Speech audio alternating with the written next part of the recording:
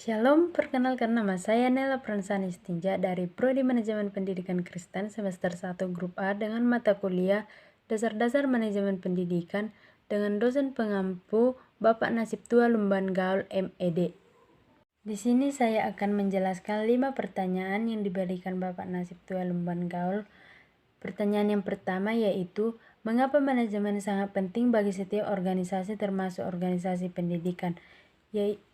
Dikarenakan manajemen sangat penting bagi setiap organisasi termasuk organisasi pendidikan untuk membantu organisasi mencapai tujuan yang telah ditetapkan dengan lebih efektif dan efisien dalam konteks pendidikan.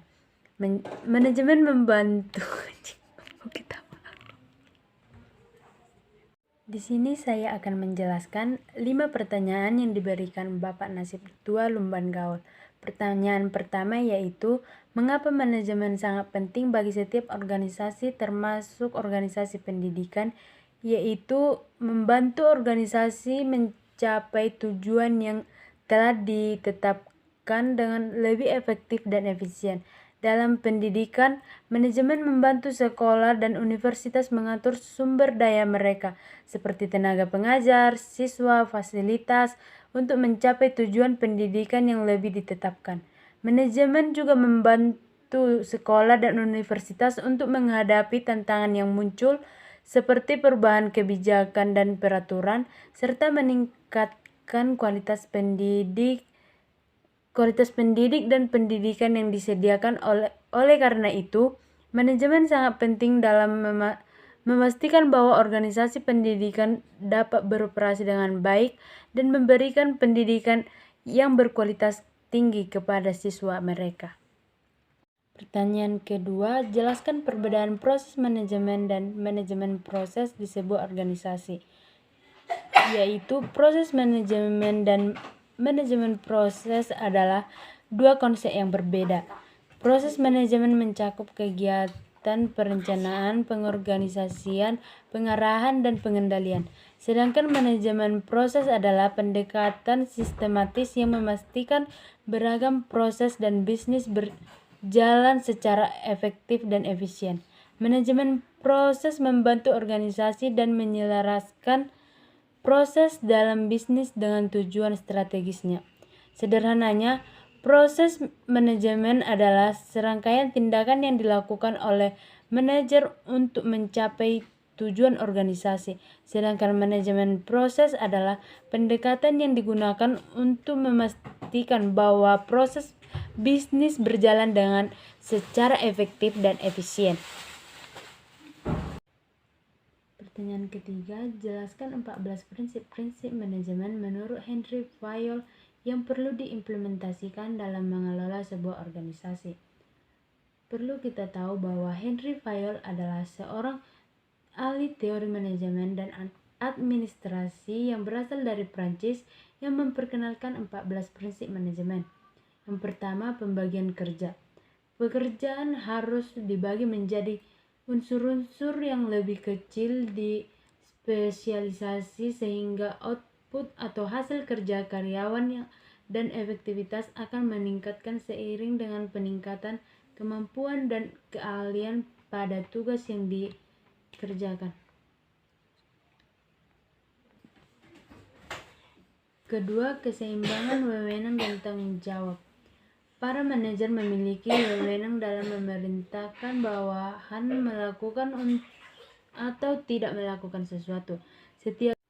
Pertanyaan ketiga yaitu, jelaskan 14 prinsip-prinsip manajemen menurut Henry Fayol yang perlu diimplementasikan dalam mengelola sebuah organisasi. Prinsip yang pertama, pembagian kerja. Pekerja harus dibagi menjadi unsur-unsur yang lebih kecil atau dispesialisasi sehingga output atau kinerja hasil kerja karyawan dan efektivitas akan meningkatkan seiring dengan peningkatan kemampuan dan keahlian pada tugas yang diembannya. Prinsip yang kedua, keseimbangan wewenang dan tanggung jawab. Para manajer memiliki wewenang dalam memerintahkan bawahan melakukan atau tidak melakukan sesuatu pekerjaan. Setiap karyawan diberikan wewenang untuk melakukan suatu pekerjaan, tetapi suatu hal yang perlu diingat, wewenang tersebut berasal dari suatu tanggung jawab. Oleh karena itu, wewenang dan tanggung jawab harus seimbang. Makin besar wewenangnya, makin besar pula pertanggungjawabannya. Yang ketiga, disiplin. Disiplin harus ditegakkan dalam suatu organisasi, namun setiap organisasi memiliki cara yang berbeda dalam menegakkan kedisiplinan. Dasar dari keberhasilan suatu organisasi dalam mencapai tujuan organisasinya. 4. Kesatuan komando. Karyawan seharusnya hanya menerima perintah dari seorang atasan saja dan juga bertanggung jawab kepada suatu atasan saja. Jika terlalu banyak atasan yang memberikan perintah, karyawan yang bersangkutan akan sulit untuk membedakan prioritasnya.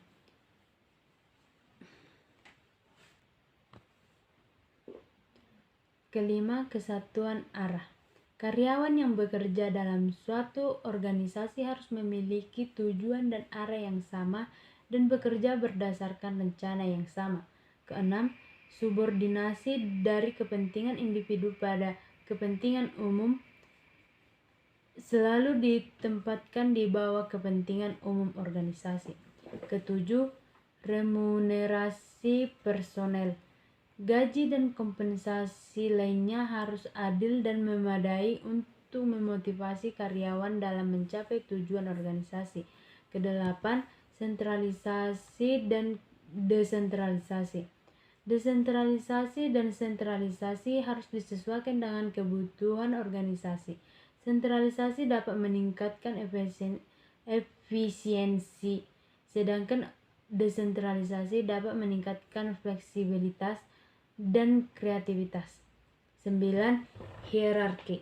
Organisasi harus memiliki hierarki yang jelas dan terdefinisi dengan baik. 10. Orde.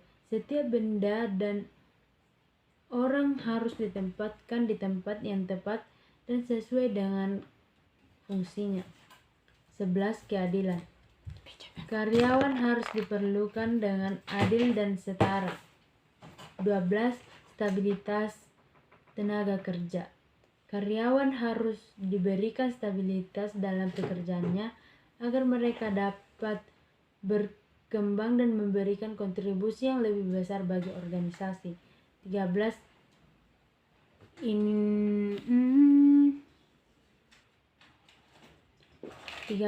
Inisiatif. Karyawan harus diberikan kebebasan untuk mengambil inisiatif dan berinovasi dalam pekerjaannya. 14. Persatuan. Karyawan harus diberikan kesempatan untuk bekerja sama dan membangun semangat tim dalam mencapai tujuan organisasi. Pertanyaan keempat, bagaimana organisasi pendidikan, misalnya sekolah, dapat beroperasi melalui implementasi fungsi manajemen?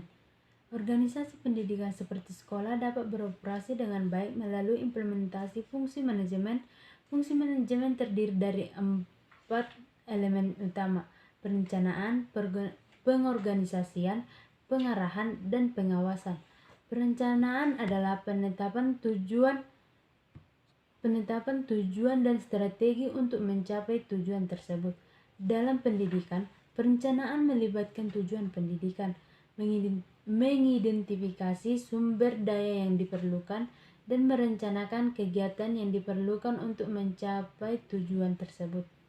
Pengorganisasian melibatkan pembagian kerja ke dalam tugas-tugas yang lebih kecil, membebankan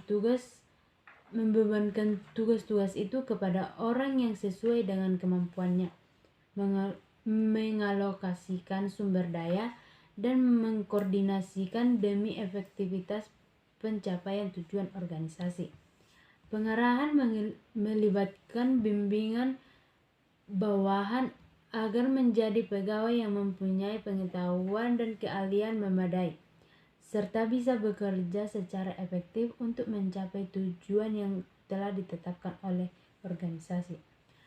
Pengawasan melibatkan pemantauan kinerja organisasi dan memastikan bahwa tujuan organisasi mencapai dengan efektif dan efisien. Dalam pendidikan, fungsi manajemen membantu sekolah dan universitas mengatur sumber daya mereka, seperti tenaga pengajar, siswa, dan fasilitas untuk mencapai tujuan pendidikan yang telah ditetapkan. Manajemen juga membantu sekolah dan universitas dalam menghadapi tantangan yang muncul seperti perubahan kebijakan dan peraturan, serta meningkatkan kualitas pendidikan yang memastikan bahwa organisasi pendidikan dapat beroperasi dengan baik dari pendidikan yang berkualitas tinggi kepada siswa mereka. Pertanyaan kelima, jelaskan pengertian dan tujuan manajemen pendidikan. Jelas kita tahu bahwa manajemen pendidikan adalah suatu proses perencanaan, pengorganisasian, pengarahan, dan pengawasan dalam mengelola sumber daya berupa manusia, uang, material, mesin, metode, market, waktu, dan juga informasi untuk mencapai tujuan dengan efektif dan efisien dalam bidang pendidikan. Sedangkan tujuan manajemen pendidikan adalah untuk membentuk kepribadian para pelajar agar dapat sesuai dengan tujuan dan pendidikan nasional dan juga tingkat perkembangan atau perbaikan usia pendidikan. Tujuan lain dari manajemen pendidikan adalah untuk menciptakan suasana dan proses belajar yang aktif, kreatif, dan efektif, serta meningkatkan kualitas pendidikan yang